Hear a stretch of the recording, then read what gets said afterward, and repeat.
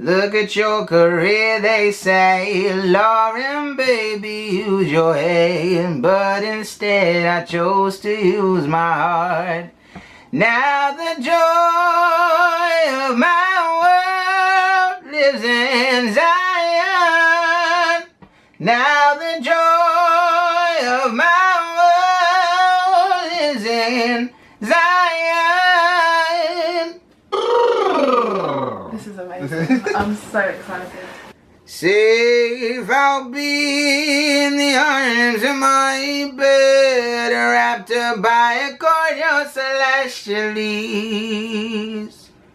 Happy I'll be, swaying to Sinatra. Better off just watching some TV. Hi guys, welcome to In the Cabin. Today I'm joined by a very special guest, probably the best singer I've heard in the longest while. Too kind. I'm not even, he didn't pay me to say that, by the way. Like, I swear. Or did I? He's amazing.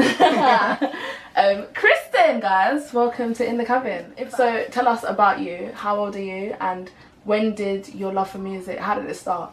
So I'm 17. I've pretty much just grown into music. I don't have a musical family, but my dad just had a great love for music, so I took it from him and just started like copying the things he listened to. And yeah, I've always been an art kind of kid.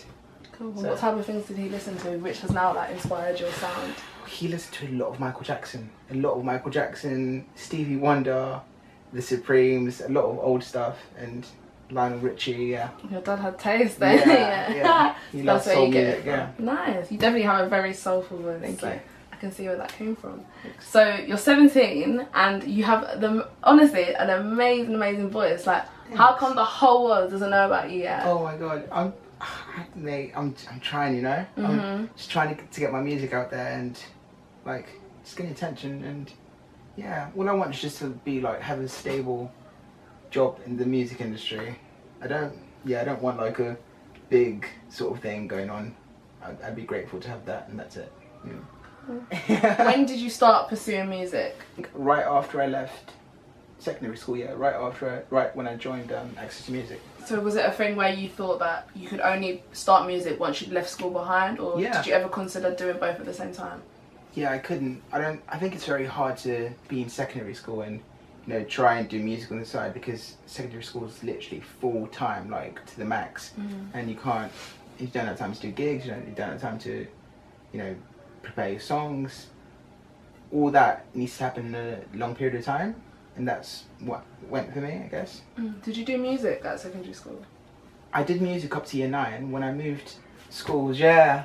No way. So, yeah. You didn't do GCSE music? No, I didn't. They wouldn't let me. What? Yeah, they wouldn't let me. They just, I moved to a different school. Who is they? Because I need to talk to them. No, joking. I won't do anything. No, but I moved schools, and that school was local to me, and I asked them millions of times, let me do music GCSE. I'm not happy with like doing geography. Why did you put me in geography?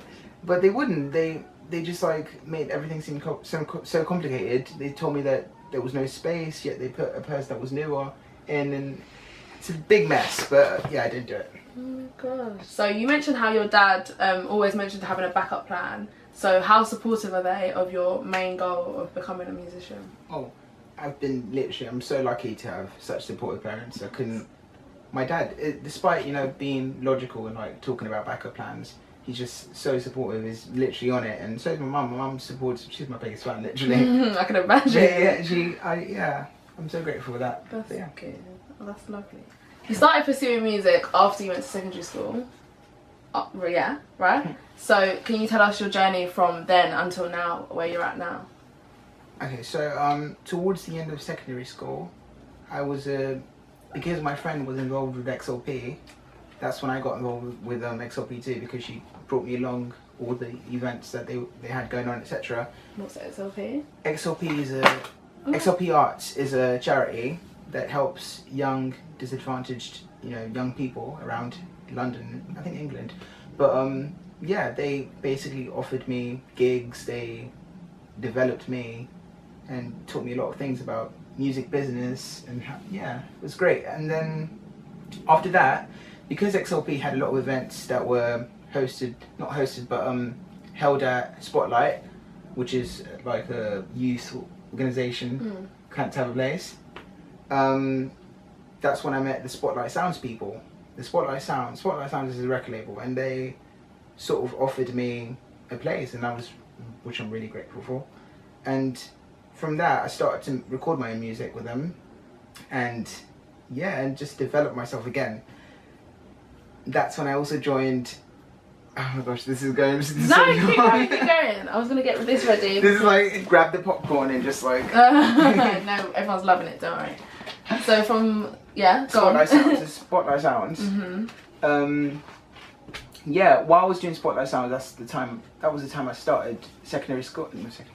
I started college, studying artist development, and in artist development, we were sort of doing the same sort of thing that Spotlight Sounds was trying to do as well. So, yeah, I gained a lot from those two things, and at the end of Spotlight Sounds, I was waiting to bring it up. Woo! Yeah, so at the end That's so amazing. This is a compilation album, so it's got every artist's songs. But yeah. So this is your very own CD. Yeah, well, it's not just yours. There's other artists on it. There's as other cool artists, yeah. But Spotlight Sounds developed.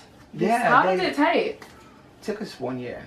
That's really good. Yeah. And how did it all come together? Were there people in production, sound engineers, the art? How did it all work? We had like 3 amazing sound engineers, and they were on it, literally. They were so good, and they supported us throughout everything. Shout out to Ollie, Garfield and Taco. Jeez! But yeah, they were amazing, and they helped me produce the tracks, the TV track and the Before You Lose Your Mind track. I love them both. Thank you. They're so appreciate good. it. Yeah. That's amazing. And what's the age range of the people that are on this album? And how old did you have to be to go to Spotlight? Spotlight is for, I believe, 11 to 19 years old. Spotlight as a youth place. Yeah. Spotlight Sounds, we had people that were 16 up to 20, I believe. 20, yeah. That's still really, really young. Yeah. And it's amazing that they've done this. Yeah. So good. And so, do you still think you're going to be involved in Spotlight going forward? Oh, yeah. Or what's the plans next? Definitely plan to, because, they've got an amazing studio and they've got amazing people working for them. Right after we finish doing this album, I'm currently working on my own EP as well. So it's going to be like, Can't wait. Yeah, it's going to be 4 songs, and probably coming out later this year, I hope. Really? Yeah. It's going to be cool. Amazing. And you write all your own music? Yeah. That's so amazing. I think you have to. I think, I really do believe, like, if you do music, it's important. I mean, don't get me wrong, I love people like Beyonce's Queen, but I think, she's strong at one thing. She's strong at what she does. And I think that's important, to be strong at what you do, because I couldn't do what Beyonce does. I couldn't go on stage and dance like she does and like sing the same way she does. I couldn't do that. So I find that my strengths would be in singing and writing, and that's okay, because every singer has a different strength, I think. Really cool. That's right. And what inspires you to write? Like, what sort of mind frame do you have to be when you think, today's a writing day, or today's not? Off or sad. But, no, I find it really easy to write from personal experiences. I think it's awesome because you remember every detail, so it's not that hard, because you just know what to write. Whereas if you're making up something, it's a bit more like, okay, I need to think of details. I need to make this up. How is this going to be? It's kind of like a fictional kind of thing. It's almost like writing a story. Yeah. And so I just tell it like it is. Tell it straight. Yeah. It's true. You definitely do that in these songs as well. It's very good. Thanks. Amazing. Where can everyone keep in touch with what you do and like stay updated? What are your social media? You can find me. You just find me by just looking up Cristen Official. That's Cristen Official. Jeez, that's amazing. Just find me. Yeah. Thank you guys for watching this video. Honestly, you need to make sure you keep up to date with this guy right here, because he's going to blow your socks off when you hear how he sounds. So thanks for watching. Thank you. And follow him on all his social medias. And yes, next week you can watch the next In the Cabin with another special guest. Hope you enjoyed the video. Goodbye.